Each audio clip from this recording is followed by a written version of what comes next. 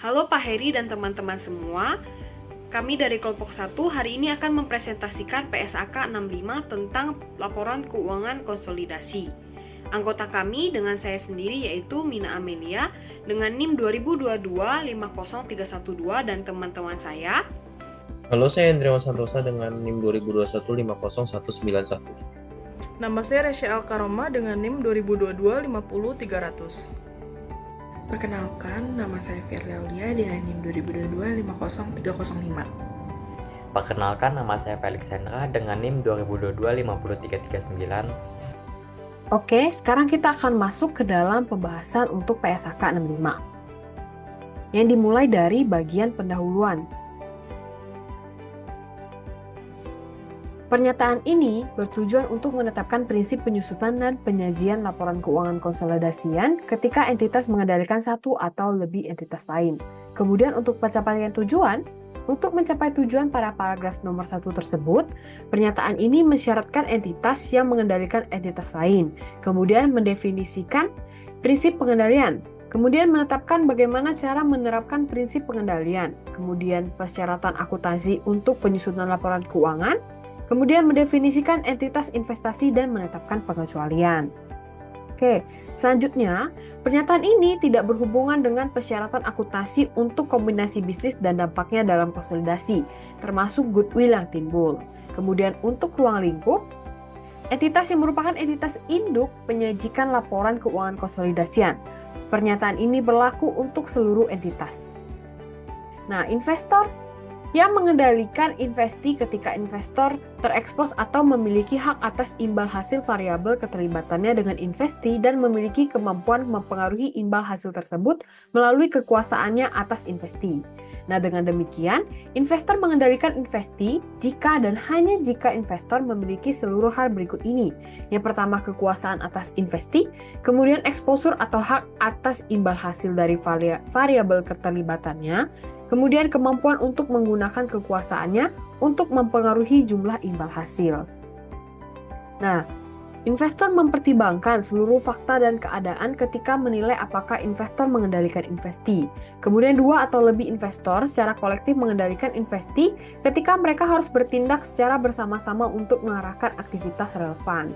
Kemudian untuk kekuasaan, investor memiliki kekuasaan atas investi ketika investor memiliki hak yang ada saat ini yang memberi investor tersebut kemampuan kini untuk mengarahkan aktivitas relevan. Kemudian kekuasaan itu timbul dari hak. Oke, selanjutnya itu investor dengan kemampuan kini untuk mengarahkan aktivitas relevan memiliki kekuasaan, meskipun hak untuk mengarahkan belum dilaksanakan. Selanjutnya, jika masing-masing dari dua atau lebih investor memiliki hak yang ada saat ini, yang memberi mereka kemampuan sepihak untuk mengarahkan aktivitas relevan yang berbeda. Yang selanjutnya, investor dapat memiliki kekuasaan atas investi meskipun entitas lain memiliki hak yang ada saat ini. Untuk imbal hasil, investor terekspos atau memiliki hak atas imbal hasil variabel dari keterlibatannya dengan investi ketika imbal hasil investor dari keterlibatannya tersebut berpotensi untuk bervariasi sebagai akibat dari kinerja investi. Lalu meskipun hanya satu investor yang dapat mengendalikan investi, lebih dari satu pihak dapat berbagi imbal hasil dengan investi. Selanjutnya ada hubungan antara kekuasaan dan imbal hasil. Investor mengendalikan investi jika investor tidak hanya memiliki kekuasaan atas investi dan exposure atau hak atas imbal hasil variabel dari keterlibatannya dengan investi. Lalu selanjutnya dengan demikian, investor yang memiliki hak pengambilan keputusan menentukan apakah investor tersebut bertindak sebagai prinsipal atau agent. Lalu untuk persyaratan akuntansinya, entitas induk menyusun laporan keuangan konsolidasian dengan menggunakan kebijakan akuntansi yang sama untuk transaksi dan peristiwa lain dalam keadaan yang serupa. Konsolidasi atas investi dimulai sejak tanggal investor memperoleh pengendalian atas investi dan berakhir ketika investor kehilangan pengendalian atas investi. Untuk dari paragraf PP 86 sampai PP 93, dia menetapkan pedoman penyusunan laporan keuangan konsolidasian. Selanjutnya, pada paragraf 23 itu mengungkapkan atau menetapkan yaitu perubahan dalam bagian kepemilikan entitas induk pada entitas anak yang tidak mengakibatkan hilangnya pengendalian entitas induk pada entitas anak itu adalah transaksi ekuitas, yaitu transaksi dengan pemilik dalam kapasitasnya sebagai pemilik. Lalu pada paragraf 24 itu dinyatakan bahwa paragraf PP 94-96 itu menetapkan pedoman akuntansi untuk kepentingan non-pengendali dalam laporan keuangan konsolidasian. Nah, selanjutnya mengenai kehilangan pengendalian, di mana pada paragraf 25 itu dinyatakan apabila entitas induk itu kehilangan pengendalian pada entitas anak, maka entitas induk itu yang pertama menghentikan pengakuan aset dan liabilitas entitas anak terdahulu dari laporan keuangan konsolidasian. Lalu yang ke B, mengakui sisa investasi apapun pada entitas anak terdahulu pada nilai wajarnya ketika kehilangan pengendalian. Dan selanjutnya itu mencatat sisa investasi tersebut dan setiap jumlah terutang oleh atau kepada entitas anak terdahulu itu sesuai dengan PSAK lain yang relevan, di mana nilai wajar tersebut itu dianggap sebagai nilai wajar pada saat pengakuan awal aset keuangan sesuai dengan PSAK 71 mengenai instrumen keuangan, atau jika sesuai biaya perolehan pada saat pengakuan awal investasi pada entitas asosiasi atau ventura bersama. Lalu yang ketiga yaitu mengakui keuntungan atau kerugian terkait dengan hilangnya pengendalian yang dapat diatribusikan pada kepentingan pengendalian terdahulu. Selanjutnya pada paragraf ke-26 itu menyatakan di mana paragraf PP 97/99 itu menetapkan pedoman akuntansi atas kehilangan pengendalian. Nah, selanjutnya mengenai penentuan apakah entitas adalah entitas investasi. Pada paragraf ke-27 itu dinyatakan bahwa entitas induk itu menentukan apakah entitas induk adalah entitas investasi atau bukan apabila entitas investasi itu adalah entitas yang pertama itu memperoleh dana dari satu atau lebih investor dengan tujuan memberikan investor tersebut jasa manajemen investasi. Lalu yang ke B itu menyatakan komitmen kepada investor bahwa tujuan bisnisnya itu adalah untuk menginvestasikan dana yang semata-mata itu untuk memperoleh imbal hasil dari kenaikan nilai modal, penghasilan investasi, ataupun keduanya. Serta yang C itu mengukur dan mengevaluasi kinerja dari seluruh investasinya itu berdasarkan nilai wajarnya. Lalu paragraf ke-28 itu mengungkapkan dalam menilai apakah entitas investasi itu memenuhi definisi yang disebutkan pada paragraf 27, itu entitas mempertimbangkan apakah entitas tersebut memiliki karakteristik khusus dari entitas investasi berikut ini. Yang A itu ada memiliki lebih dari satu investasi, yang B memiliki lebih dari satu investor, yang C memiliki investor yang bukan merupakan pihak-pihak relasi dari entitas. Lalu yang terakhir D itu memiliki bagian kepemilikan dalam bentuk kepentingan ekuitas atau kepentingan serupa. Nah, apabila tidak terdapat karakteristik khusus di atas, berarti bukan berarti bahwa entitas tersebut didiskualifikasikan dari pengklasifikasian sebagai entitas investasi. Nah, entitas investasi yang tidak memiliki seluruh karakteristik khusus yang disebutkan itu memberikan pengungkapan tambahan sebagaimana diisyaratkan oleh PSAK 67 mengenai pengungkapan kepentingan dalam entitas lain pada paragraf 9a. Lalu pada paragraf 29 itu dinyatakan jika fakta dan keadaan mengindikasikan bahwa terdapat perubahan terdapat satu atau lebih dari 3 elemen definisi entitas investasi sesuai dengan yang disebutkan dalam paragraf 27 atau karakteristik khusus entitas investasi yang sesuai dengan paragraf 28 tadi, maka entitas induk itu menilai kembali apakah entitas tersebut adalah entitas investasi. Lalu pada paragraf 30 itu dinyatakan entitas induk yang berhenti sebagai entitas investasi atau menjadi entitas investasi itu mencatat perubahan statusnya secara prospektif dari tanggal terjadinya perubahan status tersebut. Nah, pembahasan selanjutnya mengenai entitas investasi, yaitu pengecualian terhadap konsolidasi, di mana pada paragraf 1 itu dinyatakan kecuali sebagaimana dijelaskan pada paragraf 2, maksudnya paragraf 32, entitas investasi itu tidak mengonsolidasi entitas anaknya atau menerapkan PSAK 22, yaitu kombinasi etika ketika entitas tersebut memperoleh pengendalian atas entitas lain. Akan tetapi, entitas investasi itu mengukur investasi dalam entitas anaknya pada nilai wajar melalui laba rugi sesuai dengan PSAK 71 mengenai instrumen keuangan, di mana dalam paragraf 32 terlepas dari persyaratan dalam paragraf 31, jika entitas investasi memiliki entitas anak yang bukan merupakan entitas investasi serta tujuan utama dan aktivitasnya adalah memberikan jasa terkait dengan aktivitas investasi dari entitas tersebut, maka entitas tersebut itu mengonsolidasi entitas anak tersebut sesuai dengan pernyataan pada paragraf 19 sampai 26 dan menerapkan persyaratan dalam PSAK 22 mengenai kombinasi bisnis untuk akuisisi dari entitas anak tersebut. Nah, pada paragraf 33 itu dinyatakan entitas induk dari entitas investasi itu mengonsolidasi seluruh entitas yang dikendalikannya, termasuk entitas yang dikendalikan melalui entitas anak yang merupakan entitas investasi, kecuali entitas induk itu sendiri merupakan entitas investasi. Nah, selanjutnya kita akan masuk ke dalam lampiran B, yaitu tentang pedoman penerapan.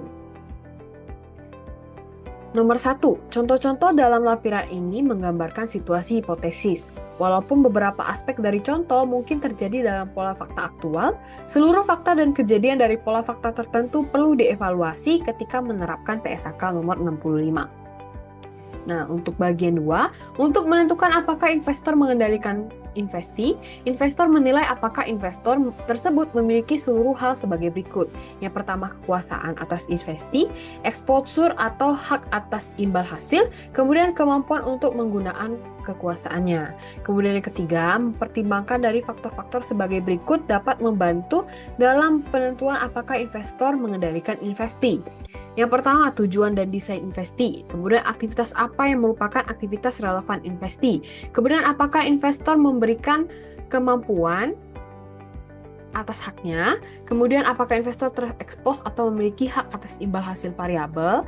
Serta apakah investor memiliki kemampuan untuk menggunakan kekuasaannya. Bagian 5, ketika menilai pengendalian investi, investor mempertimbangkan tujuan dan desain investi untuk mengidentifikasi aktivitas relevan. Kemudian ketika tujuan dan desain investi dipertimbangkan, mungkin jelas bahwa investi dikendalikan melalui instrumen ekuitas.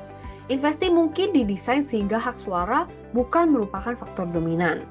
Kemudian untuk menentukan apakah investor mengendalikan investi dalam kasus yang lebih kompleks, investor mungkin perlu untuk mempertimbangkan faktor lain. Bagian 9, untuk memiliki kekuasaan atas investi, investor harus memiliki hak yang ada saat ini yang memberikan investor kemampuan kini untuk mengarahkan aktivitas relevan. Kemudian penentuan apakah investor memiliki kekuasaan bergantung pada aktivitas relevan, cara keputusan mengenai aktivitas relevan dibuat, dan hak investor dan pihak lain yang dimiliki dalam kaitannya dengan investi. Nah, bagi banyak investi, berbagai aktivitas operasional dan keuangan mempengaruhi imbal hasil secara signifikan. Contoh aktivitas yang bergantung pada keadaan dapat menjadi aktivitas relevan, termasuk sebagai berikut tetapi tidak terbatas kepada penjualan dan pembelian, pengelolaan aset keuangan, kemudian pemilihan akuisisi atau pelepasan aset. Nah, contoh keputusan mengenai aktivitas relevan tersebut termasuk penetapan keputusan operasional, penunjukan dan pemberian remunerasi personil manajemen.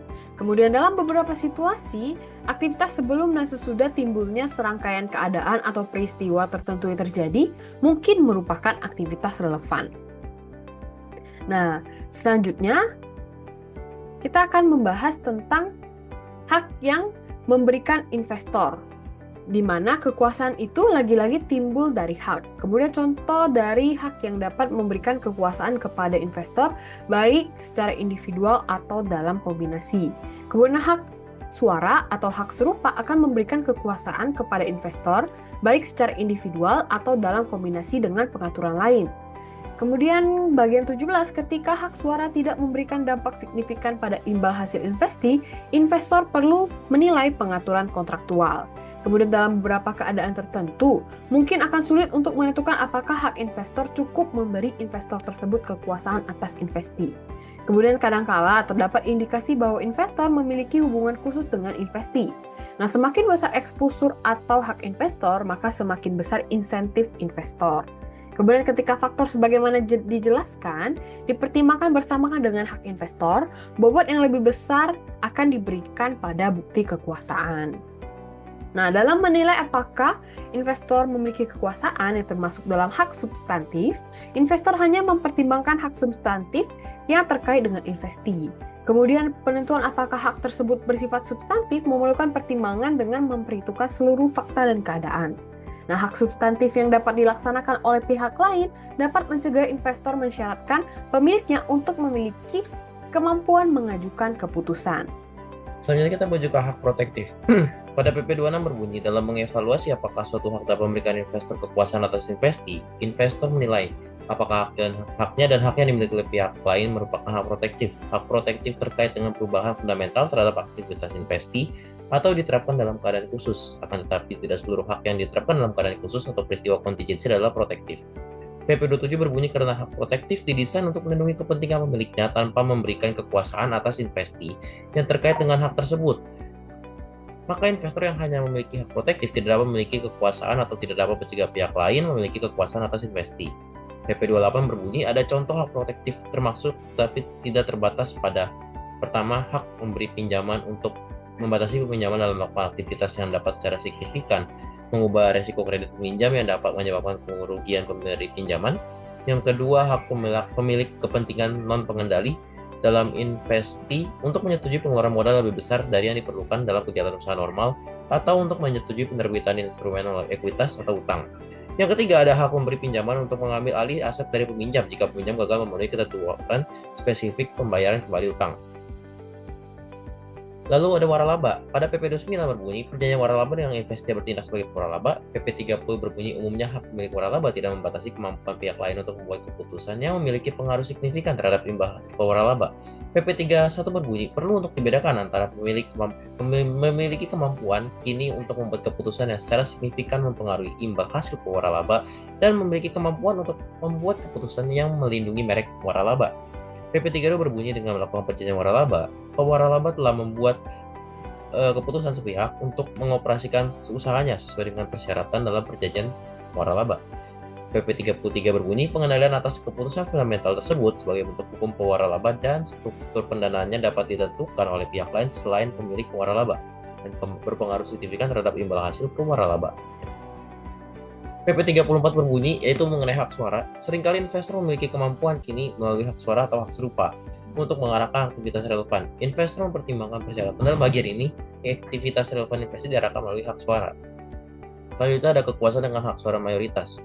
PP 35 berbunyi, investor yang memiliki lebih dari setengah hak suara investasi memiliki kekuasaan dalam situasi berikut kecuali paragraf PP 36 atau PP 37 yang diterapkan. Yang pertama, aktivitas relevan diarahkan oleh suara dari pemilik hak suara mayoritas, atau yang kedua, mayoritas anggota organ pengatur yang mengarahkan aktivitas relevan ditunjuk melalui pemilihan dari pemilik hak suara mayoritas.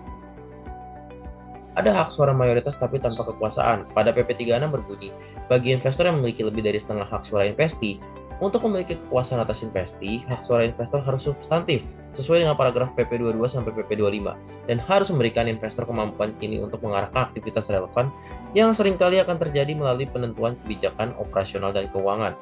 Jika entitas lain memiliki hak yang ada saat ini memberikan entitas tersebut hak untuk mengarahkan aktivitas relevan dan entitas tersebut bukan merupakan agen dari investor, maka investor tidak memiliki kekuasaan atas investasi. PP 37 berbunyi investor tidak memiliki kekuasaan atas investasi meskipun investor tersebut memiliki hak suara mayoritas di investasi karena ketika hak suara tersebut tidak substantif. Sebagai contoh, investor memiliki lebih dari setengah hak suara di investasi tidak dapat memiliki kekuasaan jika aktivitas relevan bergantung pada pengaruh pemerintah, pengadilan, administrator, kurator, likuidator, atau regulator. Lalu ada kekuasaan tanpa hak suara mayoritas. PP 38 berbunyi, investor dapat memiliki kekuasaan meskipun investor tersebut memiliki kurang dari hak suaranya. Sebagai investor dapat memiliki kekuasaan dengan hak suara di investi kurang dari mayoritas. Sebagai contoh, melalui pertama pengaturan kontraktual antara investor dan pemilik hak suara lain, kedua hak yang timbul dari pengaturan kontraktual lain, ketiga hak suara investor, keempat hak suara potensial, atau yang kelima kombinasi dari keempat hak sebelumnya, yang A sampai D. Lalu ada pengaturan kontraktual dengan pemegang suara lain. Pengaturan kontraktual antara investor dan pemilik suara lain dapat memberikan hak bagi investor untuk melaksanakan hak suara yang cukup untuk memberikan kekuasaan pada investor. Meskipun investor tidak memiliki hak suara yang cukup untuk beri investor kekuasaan tanpa pengaturan kontraktual tersebut, akan tetapi pengaturan kontraktual menjamin bahwa investor mampu mengarahkan pemegang suara lain mengenai cara untuk memilih dan memampukan investor untuk membuat keputusan mengenai aktivitas relevan. Lalu selanjutnya ada hak dari pengaturan kontraktual lain. PP 40 berbunyi hak pengambilan keputusan lain dalam kombinasi dengan hak suara dapat memberikan investor kemampuan kini untuk mengarahkan aktivitas relevan. Sebagai contoh, hak yang disebutkan di pengaturan kontraktual yang dikombinasikan dengan hak suara dapat mencukupi atau memberikan investor kemampuan kini untuk mengarahkan hak suara untuk mengarahkan proses produksi, investi, dan untuk mengarahkan aktivitas operasional atau keuangan lain yang berpengaruh signifikan terhadap imbal hasil investi. Akan tetapi, jika tidak terdapat hak lain apapun, ketergantungan ekonomi investi pada investor, contohnya seperti hubungan pemasok dengan pelanggan utamanya, tidak menyebabkan investor memiliki kekuasaan atas investi. Lalu ada hak suara investor. PP 41 berbunyi, investor dengan hak suara kurang dari mayoritas memiliki hak yang cukup untuk memberinya kekuasaan ketika investor memiliki kemampuan praktis untuk mengarahkan aktivitas relevan secara sepihak. PP 42 berbunyi, ketika menilai apakah hak suara investor mencukupi untuk memberi investor kekuasaan, investor mempertimbangkan seluruh fakta dan keadaan. PP 43 berbunyi, ketika arah aktivitas relevan ditentukan oleh suara mayoritas dan investor memiliki hak suara yang secara signifikan lebih dari pemegang suara lain atau kelompok pemegang suara yang terorganisir, dan kepemilikan saham lain tersebar luas, mungkin jelas bahwa investor memiliki kekuasaan atas investi setelah mempertimbangkan faktor yang tercantum di paragraf PP 42. Dalam situasi lain, mungkin akan menjadi jelas setelah mempertimbangkan faktor-faktor disebutkan dalam paragraf PP 42 bahwa investor tidak memiliki kekuasaan. Pada PP 45 berbunyi, akan tetapi faktor yang dicantumkan dalam paragraf PP 42 mungkin tidak konklusif jika investor setelah mempertimbangkan faktor tersebut tidak jelas apakah investor memiliki kekuasaan, maka investor mempertimbangkan fakta dan keadaan tambahan. Pada PP 46 berbunyi, jika tidak jelas apakah investor memiliki kekuasaan setelah mempertimbangkan faktor yang dicantumkan pada paragraf PP 42, maka investor tidak dapat mengendalikan investi. Nah, selanjutnya mengenai hak suara potensial. Jadi pada paragraf PP 47 itu menyatakan ketika menilai pengendalian, investor itu mempertimbangkan hak suara potensialnya maupun hak suara potensial yang dimiliki pihak lain untuk menentukan apakah investor itu memiliki kekuasaan. Nah, hak suara potensial itu adalah hak untuk memperoleh hak suara investi seperti hak yang timbul dari instrumen dapat dikonversi atau opsi termasuk forward contracts. Nah, hak suara potensial tersebut itu dipertimbangkan hanya jika hak tersebut substantif. Lalu pada paragraf PP 48 itu ketika mempertimbangkan hak suara potensial, investor itu mempertimbangkan tujuan dan desain instrumennya maupun tujuan dan desain keterlibatan lain apapun yang dimiliki investor serta investi. Jadi hal ini itu mencakup penilaian dari berbagai syarat dan ketentuan instrumen maupun harapan, motif, dan alasan investor untuk menyetujui syarat dan ketentuan tersebut. Lalu pada paragraf PP 49, jika investor juga memiliki hak suara atau hak pengambilan keputusan lain terkait dengan aktivitas investi, maka investor itu menilai apakah hak tersebut yang dalam kombinasi dengan hak suara potensial itu memberikan kekuasaan kepada investor. Lalu pada paragraf PP 50, hak suara potensial substantif saja atau dalam kombinasi dengan hak lain itu dapat memberikan investor kemampuan ini untuk mengarahkan aktivitas relevan. Nah, contohnya kemungkinan ini akan terjadi pada kasus ketika investor itu memiliki 40% hak suara investi dan sesuai dengan paragraf pada PP 23 memiliki hak substantif yang timbul dari opsi untuk mengakuisisi 20% tambahan hak suara. Nah, Penjelasan selanjutnya mengenai kekuasaan ketika hak suara atau hak serupa itu tidak memiliki dampak signifikan terhadap imbal hasil investasi. Nah, pada paragraf PP 51, dalam menilai tujuan dan desain investasi, investor itu mempertimbangkan keterlibatan dan keputusan yang dibuat pada saat pendirian investasi sebagai bagian dari desain dan mengevaluasi apakah syarat dan fitur transaksi dari keterlibatan tersebut itu memberikan hak yang cukup bagi investor untuk memperoleh kekuasaan. Nah, keterlibatan dalam desain investasi saja itu tidak cukup untuk memberikan investor pengendalian. Tetapi, keterlibatan dalam desain mengindikasikan bahwa investor itu memiliki kesempatan untuk memperoleh hak yang cukup untuk memberinya kekuasaan atas investasi. Pada paragraf PP 52 itu sebagai tambahan, investor mempertimbangkan pengaturan kontraktual seperti call rights, put rights, dan hak likuidasi yang ditetapkan pada saat pendirian investasi. Jadi ketika pengaturan kontraktual tersebut itu melibatkan aktivitas yang berkaitan erat dengan investasi, maka aktivitas ini itu secara substansi merupakan bagian yang tak terpisahkan dari keseluruhan aktivitas investasi. Meskipun aktivitas tersebut itu dapat terjadi di luar batas hukum investasi.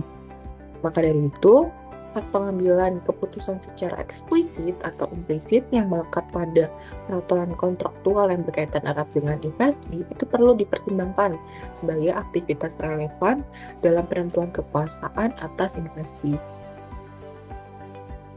Nah, pada paragraf PP 53, bagi beberapa investasi, aktivitas relevan itu terjadi hanya ketika keadaan atau peristiwa tertentu itu terjadi. Nah, investasi mungkin didesain sebagai arahan aktivitas dan imbal hasilnya telah ditentukan sebelumnya, kecuali dan sampai keadaan atau peristiwa tertentu terjadi. Nah, dalam kasus ini, itu hanya keputusan mengenai aktivitas investasi ketika keadaan atau peristiwa tersebut itu terjadi dapat berpengaruh signifikan terhadap imbal hasil investasi dan dengan demikian merupakan aktivitas relevan. Nah, keadaan atau peristiwa tersebut itu tidak perlu terjadi bagi investor dengan kemampuan mengambil keputusan untuk memiliki kekuasaan. Di mana fakta bahwa hak untuk mengambil keputusan bergantung pada keadaan yang muncul atau peristiwa yang terjadi tidak dengan sendirinya membuat hak tersebut protektif. Pada paragraf yang PP 54 itu investor memiliki komitmen eksplisit atau implisit untuk memastikan bahwa investasi itu tetap beroperasi sesuai dengan desainnya di awal. Nah, komitmen tersebut itu meningkatkan exposure investor terhadap variabilitas imbal hasil dan dengan demikian meningkatkan insentif investor untuk memperoleh hak yang cukup untuk memberinya kekuasaan. Oleh karena itu, komitmen untuk memastikan bahwa investor tetap beroperasi sesuai dengan desainnya itu dapat menjadi indikator bahwa investor memiliki kekuasaan, tetapi tidak dengan sendirinya memberi kekuasaan pada investor, juga tidak mencegah pihak lain itu untuk memperoleh kekuasaan. Selanjutnya mengenai exposure atau hak atas imbal hasil variabel investasi. Jadi pada paragraf PP 55 itu ketika menilai apakah investor memiliki pengendalian atas investasi, investor itu menentukan apakah investor terekspos atau memiliki hak imbal hasil variabel dari keterlibatannya dengan investasi. Nah, pada paragraf PP 56 itu imbal hasil variabel adalah imbal hasil yang tidak tetap dan memiliki potensi untuk bervariasi sebagai hasil dari kinerja investasi. Jadi, imbal hasil variabel dapat hanya positif, hanya negatif, atau positif dan negatif. Nah, investor itu menilai apakah imbal hasil dari investasi itu bervariasi dan seberapa bervariasinya imbal hasil tersebut berdasarkan dengan substansi pengaturan dan tanpa memperhatikan bentuk legal dari imbal hasil. Nah, contohnya itu investor itu dapat memiliki obligasi dengan pembayaran bunga tetap. Nah, pembayaran bunga tetap itu merupakan imbal hasil variabel berdasarkan pernyataan ini gitu. Jadi karena pembayaran bunga itu tetap bergantung pada risiko gagal bayar, serta pembayaran bunga tersebut mengekspos investor terhadap risiko kredit penerbit obligasi, jumlah variabilitas tentunya seperti bagaimana bervariasinya imbal hasil tersebut itu bergantung pada risiko kredit dari obligasi. Dan demikian juga imbalan kinerja tetap dalam mengelola aset investasi adalah imbal hasil variabel karena imbalan tersebut itu mengekspos investor terhadap risiko kinerja investasi. Jadi jumlah variabilitas bergantung pada kemampuan investasi untuk menghasilkan penghasilan yang cukup untuk membayar imbalan. Nah, selanjutnya mengenai paragraf PP 57, yaitu contoh imbal hasil itu mencakup ada dividen, bunga, perubahan nilai investasi, remunerasi atas jasa yang diberikan, exposure terhadap risiko kredit, manfaat pajak, dan akses ke likuiditas masa depan, di mana imbal hasil juga dapat mencakup keuntungan dari penggunaan aset bersama dengan aset investasi untuk mencapai efisiensi atau keuntungan ekonomi lainnya. Selanjutnya mengenai hubungan antara kekuasaan dan imbal hasil, yaitu yang pertama mengenai delegasi kekuatan. Jadi pada paragraf PP 58 itu ketika investor dengan hak pengambilan keputusan atau sebagai pengambil keputusan itu menilai apakah investor itu mengendalikan investasi. Jadi investor itu menentukan apakah investor tersebut prinsipal atau agen. Nah, investor itu juga menentukan apakah entitas lain dengan hak pengambilan keputusan itu bertindak sebagai agen untuk investor tersebut. Nah, agen itu adalah pihak yang terikat kontrak terutama untuk bertindak atas nama dan untuk kepentingan pihak lain atau prinsipal. Dan oleh karena itu tidak mengendalikan investasi ketika agen melaksanakan wewenang pengambilan keputusannya. Nah, dengan demikian terkadang kekuasaan prinsipal itu mungkin dimiliki dan dilaksanakan oleh agen, tetapi atas nama prinsipal. Nah, pengambil keputusan itu bukan merupakan agen hanya karena pihak lain itu dapat memperoleh manfaat dari keputusan yang diambilnya. Lalu pada PP 59 itu investor dapat mendelegasikan wewenang pengambilan keputusannya kepada agen dalam beberapa isu tertentu atau seluruh aktivitas relevan. Ketika menilai apakah investor itu mengendalikan investasi, investor tersebut memperlakukan hak pengambilan keputusan yang didelegasikan kepada agennya sama seperti saat dimiliki langsung oleh investor. Nah, dalam situasi di mana tersebut lebih dari satu prinsipal, setiap prinsipal itu menilai apakah prinsipal memiliki kekuasaan atas investasi dengan mempertimbangkan persyaratan dalam paragraf PP 5 sampai 54. Nah, jadi paragraf PP 60 sampai dengan 72 itu memberikan pedoman dalam menentukan apakah pengambil keputusan itu merupakan agen atau prinsipal.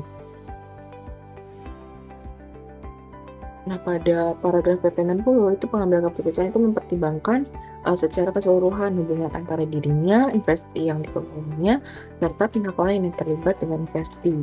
Nah, khususnya seluruh faktor berikut ini dalam menentukan apakah pengambilan keputusan itu adalah agen.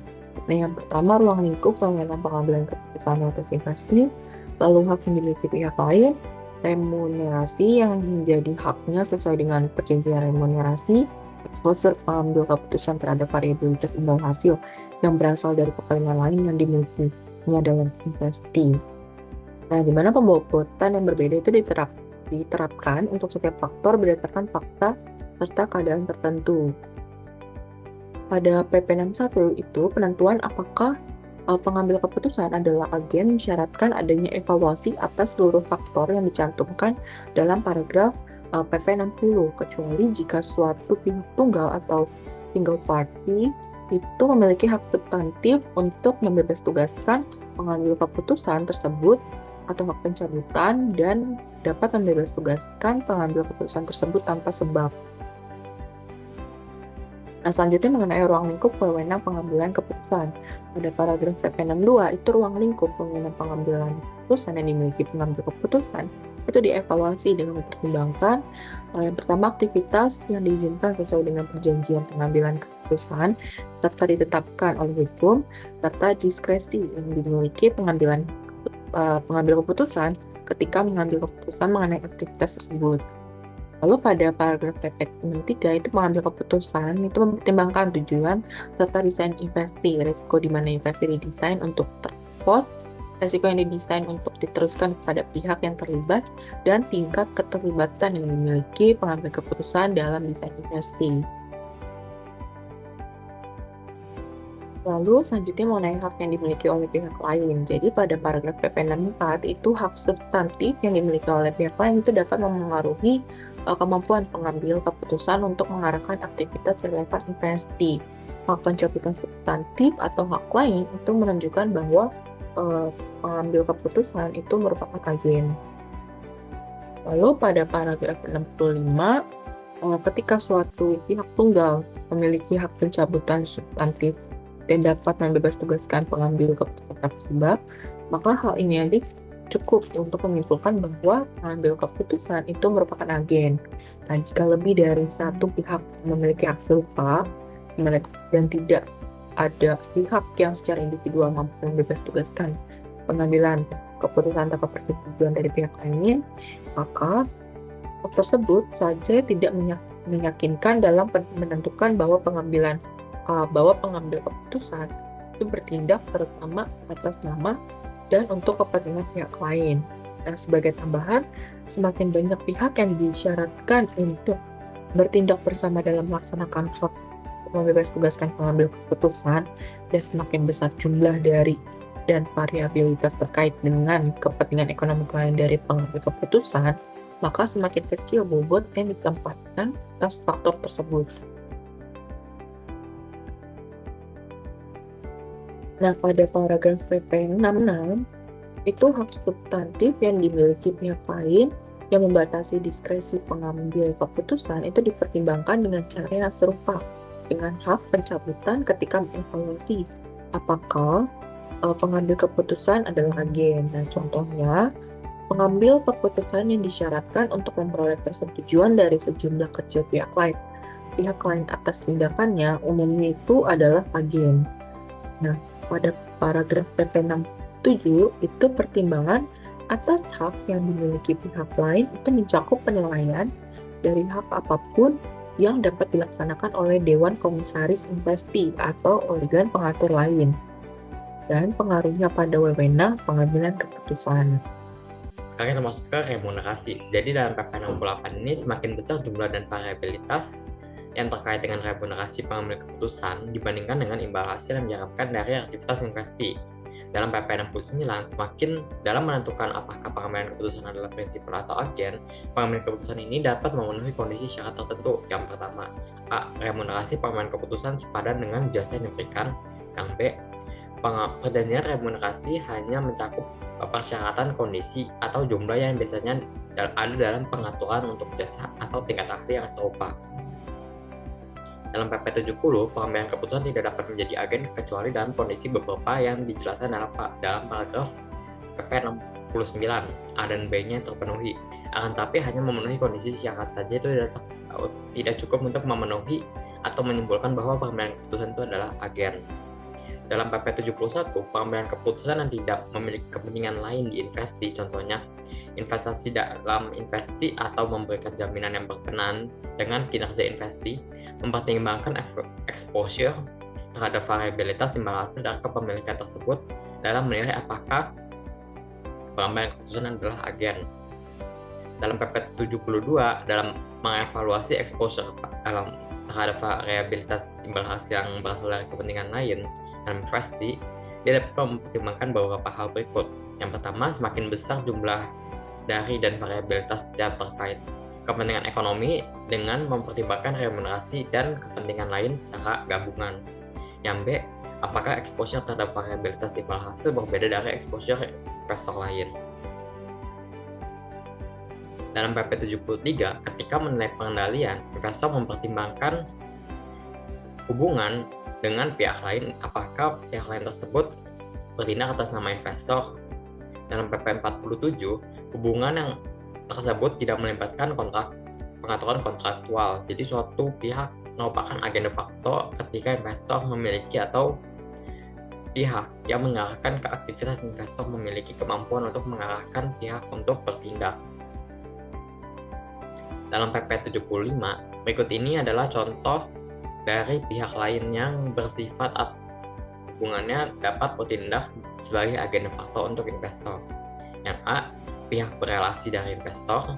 Yang B, pihak yang menerima kepentingan dalam investasi sebagai kontribusi atau jaminan. C, pihak yang telah sepakat untuk tidak menjual, mengalihkan, atau membatasi kepentingan dalam investasi tanpa persetujuan investor sebelumnya. D, pihak tidak dapat membiayai operasionalnya tanpa dukungan keuangan subordinasi dari investor. Pengendalian tertentu. PP 76. Investor mempertimbangkan apakah investor memperlakukan sebagian dari investasi sebagai entitas yang dianggap terpisah. Jika demikian, apakah investor mengendalikan entitas yang dianggap tersebut terpisah? Dalam PP 77, investor memperlakukan sebagian investasi sebagai entitas yang dianggap sebagai terpisah jika memenuhi kondisi syarat tertentu.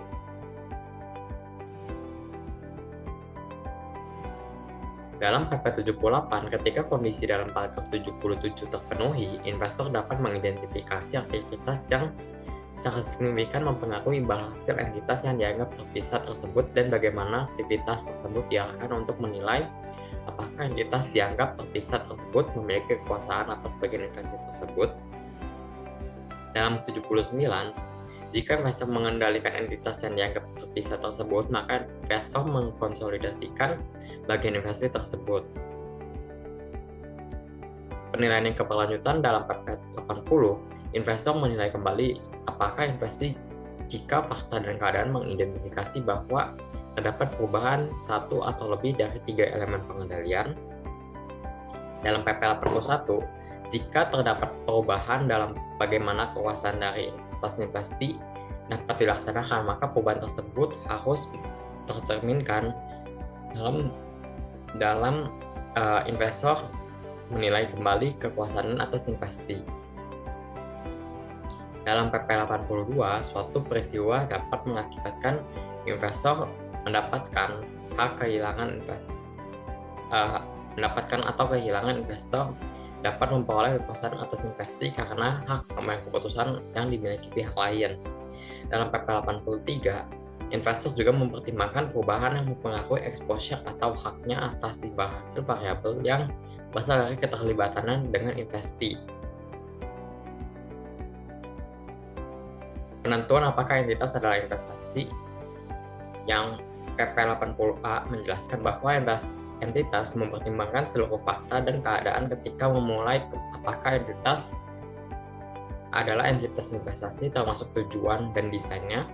Dalam PP 85B, definisi entitas investasi mensyaratkan bahwa tujuan entitas adalah semata-mata untuk berinvestasi untuk kenaikan modal, penghasilan investasi, contohnya dividen, bunga, dan pendapatan sewa, atau keduanya. Dalam 85C, entitas investasi dapat menyediakan jasa terkait dengan investasi, contohnya jasa konsultasi investasi, manajemen investasi, jasa pendukung, dan administrasi investasi, baik secara langsung maupun melalui entitas anak kepada pihak ketiga atau investornya. Dalam 85D, entitas investasi juga dapat berpartisipasi dalam aktivitas terkait dengan investasi baik secara langsung maupun melalui entitas anaknya.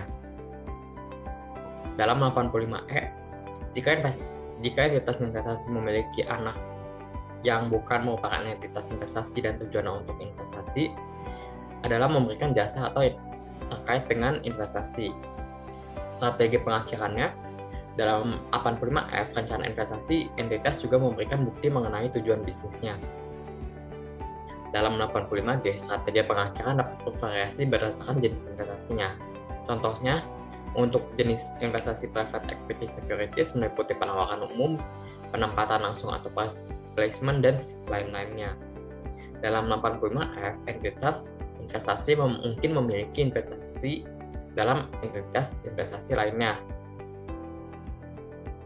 Dalam 85I, entitas berinvestasi tidak semata-mata untuk kenaikan modal, penghasilan investasi, atau keduanya. Jika entitas tersebut atau anggota lain dari kelompok memperoleh usaha atau kegiatan, atau memiliki tujuan untuk memperoleh manfaat lain dari investasi milik entitas tersebut yang tidak tersedia bagi pihak lain yang terkait dengan investasi.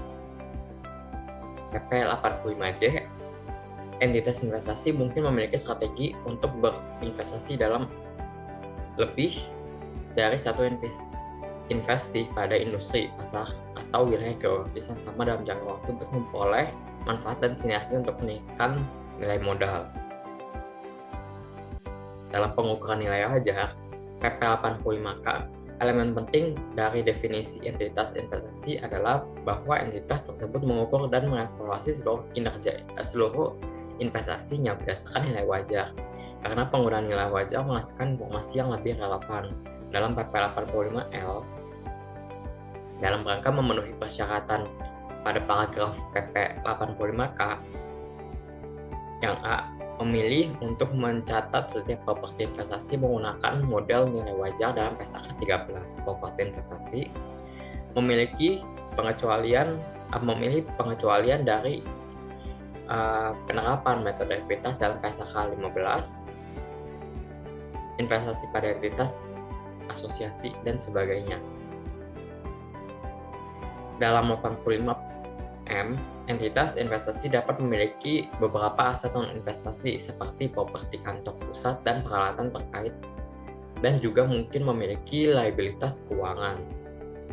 Oke, selanjutnya kita akan masuk ke karakteristik khusus entitas investasi.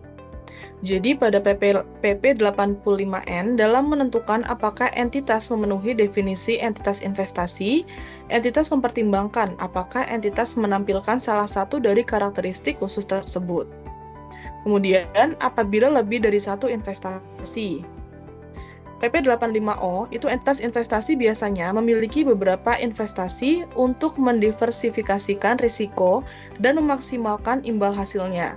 Entitas dapat memiliki portofolio investasi secara langsung atau tidak langsung. Sebagai contoh dengan memiliki suatu investasi tunggal dalam entitas investasi lain dan entitas investasi lain tersebut memiliki beberapa investasi. PP 85P. Mungkin pada suatu saat entitas memiliki suatu investasi tunggal. Akan tetapi memiliki suatu investasi tunggal tentunya tidak mencegah entitas untuk memenuhi definisi entitas investasi. Sebagai contoh, ketika entitas sedang dalam periode awal operasinya dan belum mengidentifikasi investasi yang cocok. Kemudian, apabila lebih dari satu investor. PP 85Q, biasanya entitas investasi akan memiliki beberapa investor yang dananya untuk mendapatkan akses kepada jasa manajemen investasi dan peluang investasi yang mungkin tidak dapat diakses secara individual. PP 85R, sebagai alternatif, entitas investasi dapat dibentuk oleh atau untuk investor tunggal yang merepresentasikan atau mendukung kepentingan dari kelompok lebih luas. Contohnya itu dana pensiun, dana investasi pemerintah, atau family trust. PP 85S, mungkin juga ada saatnya ketika entitas investasi memiliki investor tunggal secara sementara. Contohnya ketika entitas belum mengidentifikasi investor yang cocok untuk menggantikan bagian kepemilikan yang telah ditebus. Kemudian apabila investor yang tidak berelasi. PP 85T, pada umumnya entitas investasi memiliki beberapa investor yang bukan merupakan pihak berelasi dari entitas yang salah satunya anggotanya adalah entitas tersebut. PP 85U, akan tetapi entitas mungkin masih memenuhi syarat sebagai entitas investasi meskipun investornya berelasi dengan entitas tersebut.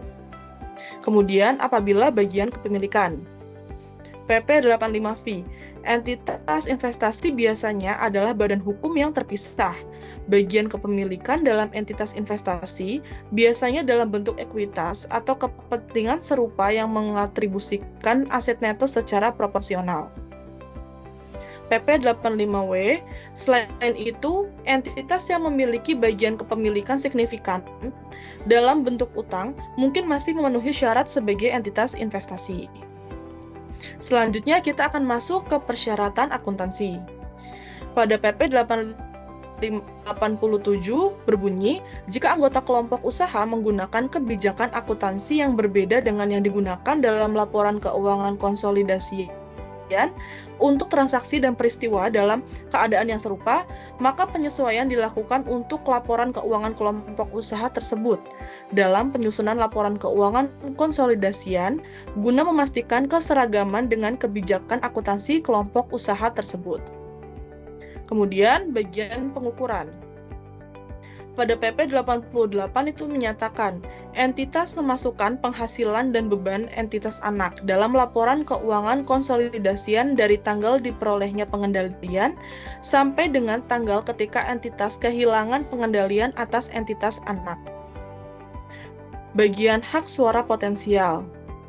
PP 89, ketika terdapat hak suara potensial, proporsi laba atau rugi dan perubahan ekuitas untuk entitas induk dan kepentingan non-pengendali dalam menyusun laporan keuangan konsolidasian ditentukan berdasarkan bagian kepemilikan yang ada saat ini. Kemudian, hak suara potensial. PP 90 menyatakan bagian kepemilikan akibat transaksi yang memberikan imbal hasil, maka proporsi yang dialokasikan dengan memperhitungkan pelaksanaan akhir dari hak suara potensial dan derivatif lain yang saat ini memberikan akses kepada imbal hasil. PP 91 pada PSA ke-71 yaitu instrumen keuangan tidak berlaku untuk kepentingan dalam entitas anak yang dikonsolidasi. Kemudian bagian tanggal pelaporan. PP 92 itu menyatakan laporan keuangan entitas induk dan entitas anak yang digunakan dalam penyusunan laporan keuangan konsolidasian memiliki tanggal pelaporan yang sama. PP 93, jika tidak praktis, maka entitas induk mengonsolidasi informasi keuangan entitas anak menggunakan laporan keuangan terkini. Entitas anak yang disesuaikan dari transaksi antar tanggal laporan keuangan dan tanggal laporan keuangan konsolidasian. Kemudian masih dalam persyaratan akuntansi, kita masuk ke bagian kepentingan non-pengendali. Pada PP 94 itu berbunyi, entitas mengatribusikan laba rugi dan setiap komponen dari penghasilan komprehensif lain kepada pemilik entitas induk dan kepentingan non-pengendali. PP 95 menyatakan, jika entitas anak memiliki saham preferen kumulatif yang dimiliki oleh kepentingan non-pengendali, maka entitas tersebut menghitung bagiannya atas laba rugi setelah penyesuaian untuk dividen atas saham tersebut. Kemudian bagian perubahan proporsi kepemilikan dan non-pengendali. PP 96 itu menyatakan ketika proporsi ekuitas yang dimiliki oleh non-pengendali berubah, maka entitas menyesuaikan jumlah tercatat atau pengendali dan non-pengendali untuk mencerminkan perubahan kepemilikan relatifnya dalam entitas anak. Kemudian bagian kehilangan pengendalian. Pada PP 97, dalam menentukan apakah transaksi tersebut dicatat sebagai transaksi tunggal, entitas induk seluruh syarat dan ketentuan pengaturan dan dampak ekonomi. Kemudian kehilangan pengendalian. Pada PP 98 menyatakan jika entitas induk kehilangan pengendalian atas entitas anak, maka entitas induk menghentikan pengakuan atas aset, termasuk juga dengan goodwill dan liabilities. PP 99, jika entitas induk kehilangan pengendalian atas entitas anak, maka entitas induk mencatat seluruh jumlah yang diakui sebelumnya dalam penghasilan komprehensif lain yang terkait dengan entitas anak. Kemudian kita masuk ke bagian akuntansi untuk perubahan status entitas investasi. Pada PP 100 itu menyatakan jika entitas berhenti menjadi entitas investasi, entitas menerapkan PSAK 22 yaitu mengenai kombinasi bisnis untuk setiap entitas anak yang sebelumnya diukur pada nilai wajar melalui laba rugi sesuai dengan paragraf 31. Kemudian pada PP 101, ketika entitas menjadi entitas investasi, entitas berhenti untuk mengonsolidasi entitas anak pada tanggal perubahan status, kecuali untuk entitas anak yang akan terus dikonsolidasi sesuai dengan paragraf 32. Kita masuk ke lampiran C, tanggal efektif dan ketentuan transisi. Pada C1, tanggal efektif, entitas menerapkan pernyataan ini untuk periode tahun buku yang dimulai pada tahun atau setelah pada tanggal 1 Januari 2015. Pada C2, ketentuan transisi, entitas menerapkan pernyataan ini secara retrospektif sesuai dengan PSAK 25, kebijakan akuntansi, perubahan estimasi akuntansi, dan kesalahan. Dalam C3, tanggal penerapan pertama kali entitas tidak disyaratkan untuk membuat penyesuaian terhadap pencatatan kembali atas keterlibatannya. Selanjutnya kita masuk ke lampiran C. Jadi pada bagian ketentuan transisi. Pada C04, jika pada tanggal penerapan pertama kali, investor menyimpulkan bahwa investor tersebut mengonsolidasikan investi yang tidak dikonsolidasikan, maka jika investi merupakan suatu bisnis, maka investor mengukur aset, liabilities, dan kepentingan non-pengendali dalam investi yang sebelumnya tidak dikonsolidasikan seolah-olah investi tersebut sudah dikonsolidasikan sejak tanggal investor memperoleh pengendalian atas investi berdasarkan persyaratan. Paragraf C05, jika pada tanggal penerapan pertama kali disimpulkan bahwa investor tidak akan lagi mengonsolidasikan investi yang sebelumnya dikonsolidasikan, maka investor mengukur sisa kepentingan dalam investi dengan nilai yang akan diukur dalam hal ketentuan. Dalam pernyataan ini berlaku efektif ketika investor terlibat dalam investi atau kehilangan pengendalian atas investi. Kemudian masuk ke bagian ketentuan transisi, yaitu referensi untuk periode terdekat sebelumnya. Pada paragraf C06A, meskipun terdapat referensi untuk periode tahun buku terdekat sebelum tanggal penerapan pertama kali, entitas mungkin menyajikan informasi komparatif yang disesuaikan untuk periode manapun yang lebih awal disajikan. Paragraf C06B, jika entitas menyajikan informasi komparatif yang tidak disesuaikan, maka entitas mengidentifikasi secara jelas informasi yang tidak disesuaikan, menyatakan bahwa hal tersebut telah disajikan dengan dasar yang berbeda dan menjelaskan dasar tersebut. Kemudian masuk ke bagian ketentuan transisi referensi terhadap IFRS 9. Pada C07, jika entitas menerapkan pernyataan ini tetapi belum menerapkan PSAK 71, yaitu mengenai instrumen keuangan, maka setiap referensi dalam pernyataan ini untuk PSAK 71 dibaca sebagai referensi untuk PSAK 55, yaitu mengenai instrumen keuangan, pengakuan dan pengukuran. Kemudian penarikan. Pada paragraf C08, pernyataan ini menggantikan persyaratan terkait dengan laporan keuangan konsolidasian dalam PSAK 4, yaitu mengenai laporan keuangan konsolidasian dan laporan keuangan tersendiri. Demikian presentasi dari kelompok 1.